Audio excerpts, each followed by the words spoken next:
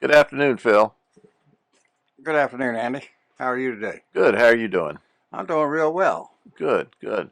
Well, before we got started today, and when I arrived at the shop here at Precise Auto in Kensington, Maryland, I saw you in the bay out here, tinkering with your truck. Well, tinkering. No, you said I was being a mechanic. Oh, okay. Well, if that's what you call it, that's your choice of words, and I appreciate it. But Yeah, well, yeah, nonetheless, you were out here doing something with it. The hood was up, and you had a number of gadgets that you were working with. So, what were you doing? what I was doing, that's my old antique truck, 71 Chevrolet pickup. Uh, I was detailing it. Oh, Reason for the truck's been sitting in the shop. As you know, I have a certain place I keep it. And during time, a month or two, it gets dirty, just sitting. right. So I've been looking at it last week or so, and I said, man, I got to clean that truck. So when you came in, I was detailing it. Ah, okay. You wash it, then you wipe it down. I have to clean up under the hood area, all the engine components, and yeah, you called it tinkering. Yeah, but you were detailing it. So, is that something? Is that a service that you offer to our customers as well? Yeah, that's we do a detail that no one else does. Oh, okay. When we detail a car, uh, I call it the white glove, Mm-hmm. and we do under the engines, any panel that's under that engine, or door jambs, hinges, deck lids, hatchbacks. They get hand washed, hand waxed, Mm-hmm. and then we hand wash and hand paste wax the vehicle. Sometimes we take seats out, shampoo the carpets. Or we always shampoo the carpets. Some vehicles you have to take seats out. So we do that. And no one in this area does it the way we do.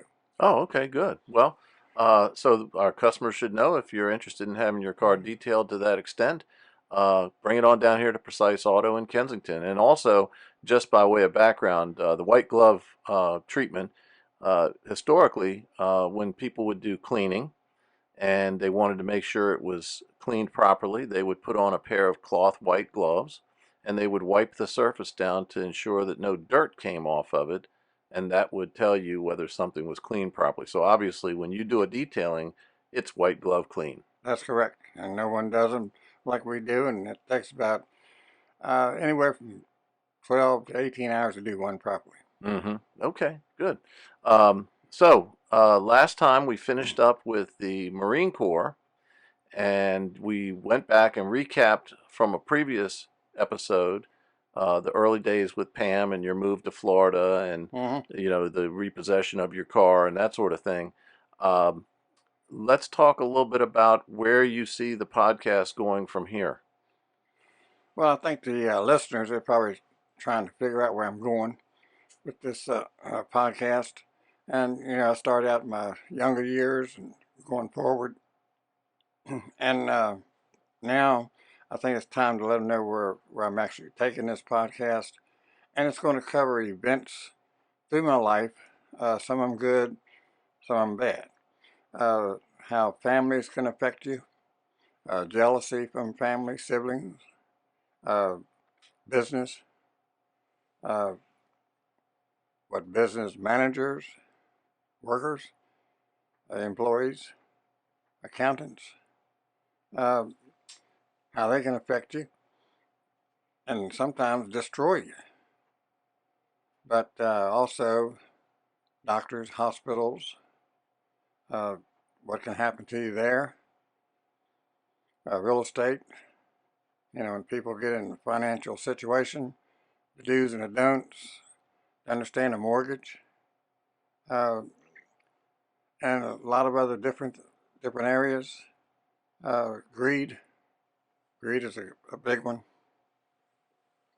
But it's going to be, like when I lost Pam, uh, the visits I had a total of 7, and that changed me.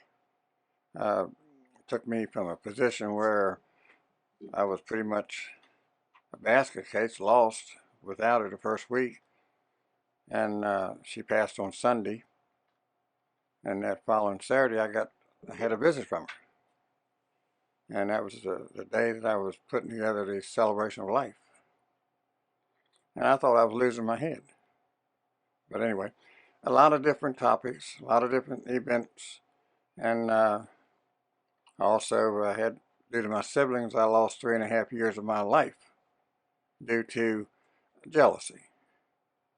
And when I say lost 3 years of my life, I was put in a position where uh, I was going away for 3.5 years. It was all due to jealousy. So the podcast, I want to try to educate people, younger people, on finances, the do's and the don'ts of that, because I've been through it, had to learn the hard way. I didn't have a father, one, that could teach me anything. So I had to learn, I call it School of Hard Knocks. Right. So, a lot of people, when they go experience a lot of bad things, can't deal with it. And I always look straight ahead, positive thinker, and walk through life treating people like I would have them like them treat me. You don't have to hurt people, help people, so on and so forth. And there was a time when I went to Trinity Baptist College. I thought I wanted to become a preacher. So I'll talk about that as well. Mm-hmm. And that taught me a lot, opened my eyes up.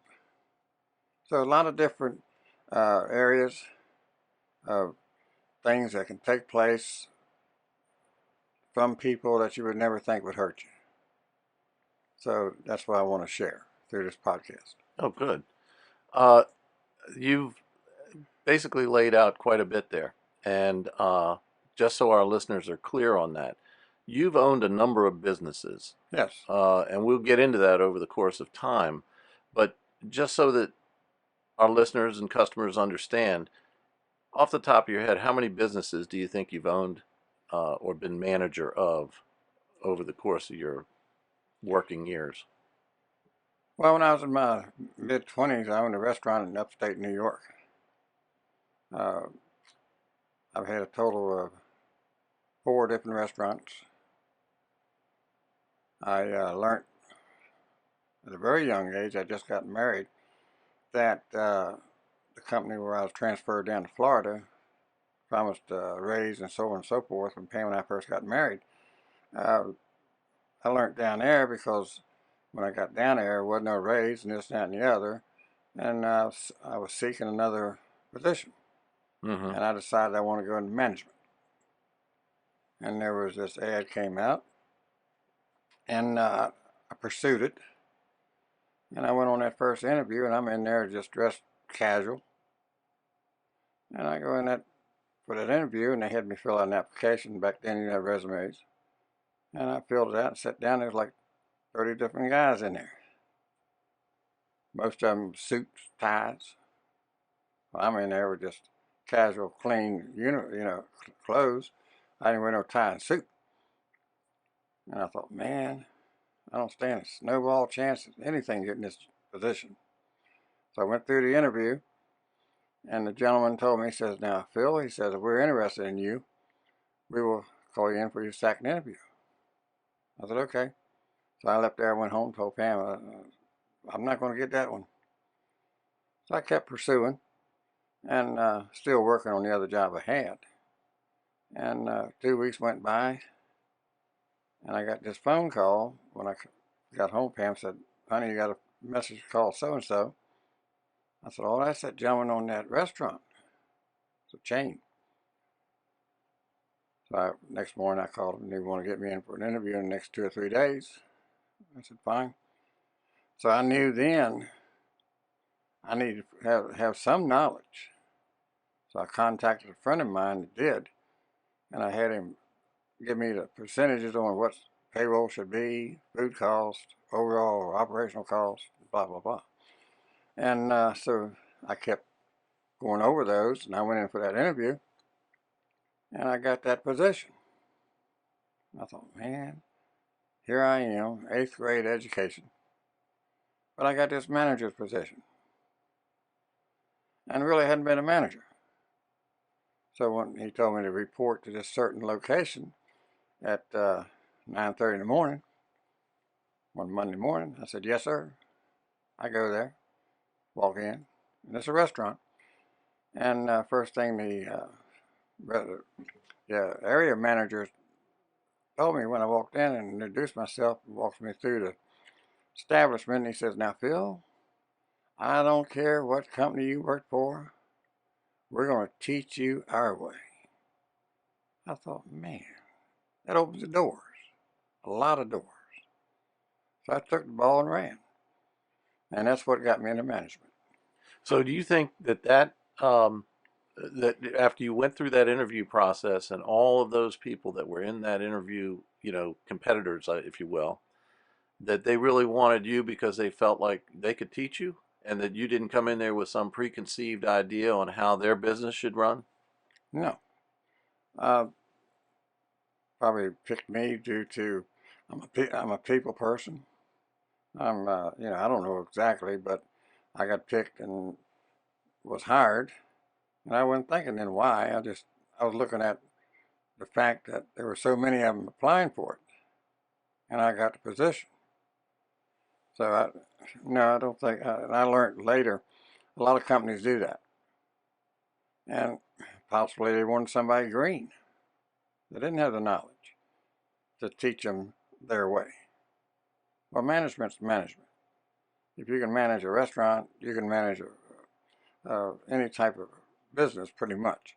Automotive's different because you need to have some mechanical knowledge. But there's a story that I'll get into later how I got into the body shops. Because I've owned body shops. I didn't know anything about body shops when I got into them, but we're going to that at a later date. Hmm. Well, I know that you have had a number of auto-related businesses, and you've been in the restaurant business, and you've had real estate dealings and so Yes, forth. yes, So I know the listeners and our customers are going to want to hear more about those, and I know that's why we started this particular segment talking about the direction where we're headed with our discussions. right, yes. And hopefully I can help a lot of listeners out there, especially the younger ones. Hmm. A lot of people have already been through the school of hard knocks. Some people were fortunate enough that they didn't have to worry about the school of hard knocks. Hmm. But the younger ones, especially today, uh, like my grandchildren, I try to help them with the knowledge that I have, the mistakes I made, and how I learned to do this. You don't do that, Hmm. and that's something I didn't have. Well, it's helpful to have someone like yourself who does understand where they've come from and where they are now, and be able to convey some of those hard knocks, as you said, so that others don't have to endure that. Yes, History doesn't necessarily have to repeat itself. right. And through the years, a lot of people, friends of mine, or people I've met, and in conversation, they say, "Phil, what college you go to?" College? Yes. I ain't going to college. Really? Yeah, I ain't going to college. I went through the school of hard knocks. When I say that, they understand exactly what I'm saying. Right, right. Well, I think that's worth emphasizing here is that you've heard Phil mention a number of times that he only went through eighth grade. He didn't go back later on and get any further education other than what he learned through life's experiences. And I think that's an important lesson for all is that, yes, college, trade school, education is very, very important, but because Phil didn't have all of that, it didn't keep him from being successful. Exactly. Yes. Very good. Um, we're getting towards the end, and I know we wanted to add an automotive tip. Um, and at some point, I don't know whether you want to talk briefly about it today or pick it up on another segment. But I was very interested in the conversation that you and I had about one of the daughters of your customer. She's a customer as well, but she's an adult daughter of one of the previous customers. Um, Came here and actually helped change tires and wanted to learn a little bit about cars. Oh, yes. That's a customer, actually her grandmother. And her grandmother's been coming here for years. And through the years, she got her son coming in here, her granddaughters, and her daughter. And then 2 weeks ago, the granddaughter come in, and we were checking her tires. And I was just talking with her, and she says, Phil, she says, I'm getting ready to take a plumbing class. Really? She said, yeah. I said, what does your dad think about that? She said, well, he wanted to take a plumbing class too, but they couldn't get him in because they didn't have more positions, availability. And then we were talking, and she says, Phil, she says, I want to take a mechanical class, but there aren't any out there. I said, you're kidding. She said, no. And she said, I have a lot of friends that want to learn, certain things about mechanical on the vehicles, like checking oil, changing oil, tires, this, that, and the other. So we were talking, and I said, well, if you got the time one day, you come in here, 9, 10 o'clock in the morning. I said, I'll let you hang around with my technician. I'll put you with my tech and let you have a little hands-on experience. So she came in that following Monday, and she was here about 4 hours, and she was able to work with them, changing oil, change filters, check the tire pressure. Then they had this other vehicle came in for oil change and change filters, cabin air filter, engine filters, and tire rotation.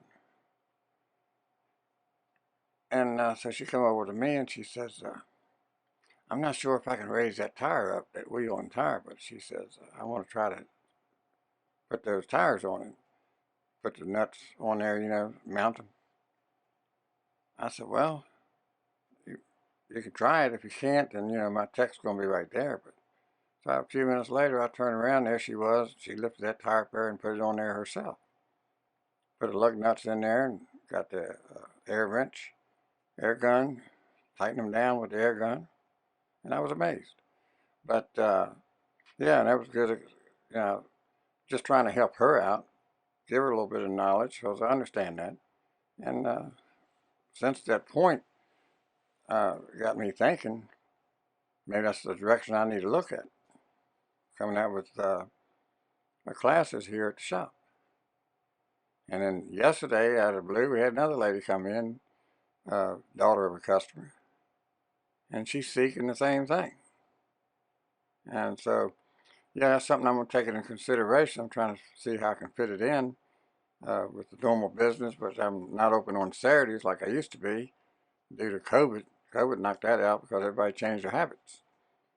So that may be a strong possibility of doing classes here on Saturdays. That'd be great. I think there's a lot of people out there who would benefit and be interested in such program. Yes. We're getting towards the end as we approach the 20-minute mark. We did want to include one final automotive tip, and you had a few comments about tires. Yeah, we took our picture in front of tires for this session, and tires are very important. Excuse me.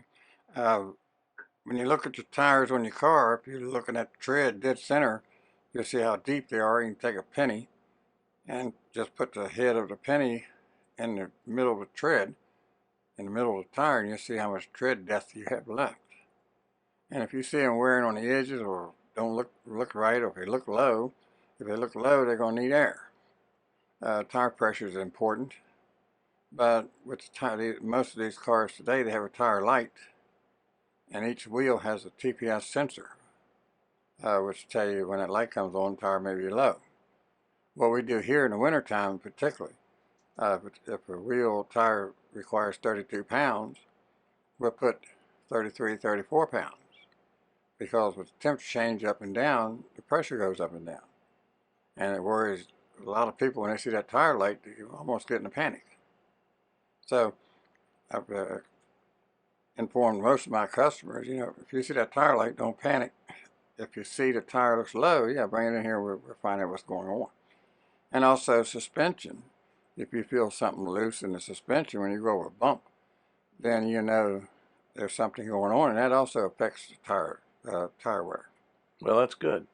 And you'll willing to look at the tire when someone comes in and evaluate it for them? Sure, we do that all the time. We check engine lights, tire pressures. We even plug tires, light bulbs, it was headlight bulb, normal bulb, tail light bulb. We do all those services. We don't charge for those. That's generous, very generous. All right, well, we're at the end of our segment. We appreciate that you comment, like, and subscribe, and enjoyed having this time with you, Phil. Same here. Have a good week.